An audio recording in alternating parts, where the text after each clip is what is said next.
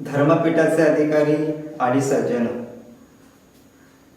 आज मी इथे बोलणार आहे, परंतु माझे उद्गार माझी शिक्षा कमी करण्याचा यत्न आहे असे कृपा करून समजून नये. मुळात माझ्यावर झालेला आरोप हा गुन्हा आहे का, मला हेच समजत नाही. वेदांचा आशय मी माझ्या काव्यातून प्रकट केला हे सत्यच आहे, परंतु तसे करण्यासाठी कुणाची परवानगी घ्यावी लागते हे मला ज्ञात नव्हतं.